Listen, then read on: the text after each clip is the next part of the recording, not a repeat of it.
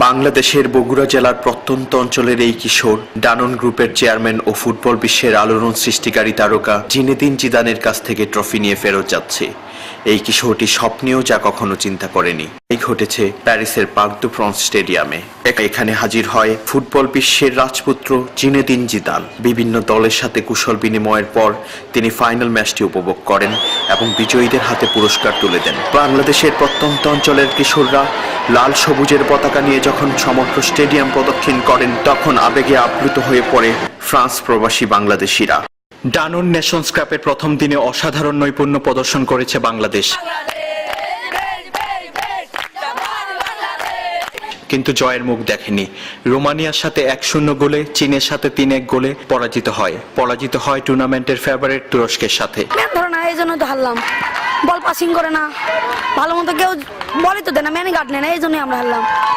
বিরূপ আবহাওয়া, খাবারজনিত সমস্যা, ফিটনেসের সমস্যা পরাজয়ের অন্যতম কারণ। বাংলাদেশের খুদে ফুটবলারদের সাথে উপস্থিত ছিলেন বাংলাদেশ দলের স্পন্সর বনানী গ্রুপের চেয়ারম্যান কাজী এনায়েতুল্লাহ। বিভিন্ন আন্তর্জাতিক মিডিয়ার সাথে বাংলাদেশের পরাজয়ের কারণ ব্যাখ্যা করার পর তিনি আমাদের সাথে বলেন, জিনিসটা জেতার উচিত ছিল বা জেতার সম্ভাবনা ছিল, যেগুলো কিছুটা রেফারির দোষ, কিছুটা আয়োজকদের দোষ।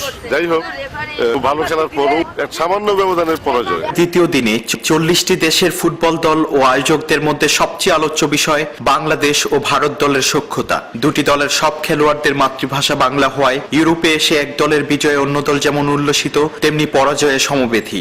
আবার এক দল খেলার সময় অন্য দল দর্শক সারিতে থেকেও প্রেরণা যোগায়। ভারত বাংলাদেশ দলের খেলোয়াড়দের এই সখ্যতা মুগ্ধ করেছে দর্শক ও আয়োজকদেরও। দ্বিতীয় দিনে বুলগেরিয়া ও ইউক্রেনের সাথে দুটি খেলায় নির্ধারিত সময়ে মাঠ দখলে রেখে ড্র করে। পরে ট্রাইব্রেকারে বুলগেরিয়ার সাথে 3-2 গোলে এবং ইউক্রেনের সাথে 7-6 গোলে পরাজিত হয়।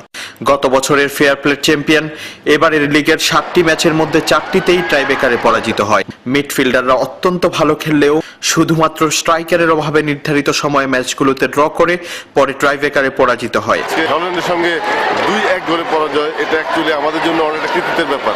হল্যান্ড বিশ্বকাপ চ্যাম্পিয়নের জয়ী দল, তাদের ছেলেদেরও নৈপুণ্য একই রকম। আমরা এত দূরে এই প্রবাসে এখানে সেই বিরূপ পরিবেশে আমাদের ছেলেরা এই শেষ পর্যন্ত যেই কৃতিত্ব প্রদর্শন করলো, আজকের জন্য আগামী ভবিষ্যৎ বংশধরদের জন্য থাকবে এটা একটা ইতিহাস হয়ে। বাংলাদেশ দল চ্যাম্পিয়ন কিংবা রানার্স আপ না হলেও সুন্দর ও সাবলীল খেলা উপহার দেয় আয়োজকরা বাংলাদেশ দলের হাতে তুলে দেন একটি ট্রফি। আর তা নিয়েই আজ ফিরে যাচ্ছেন বাংলাদেশের খুদে টাইগাররা। Swapan Ahmed, channel I, Paris.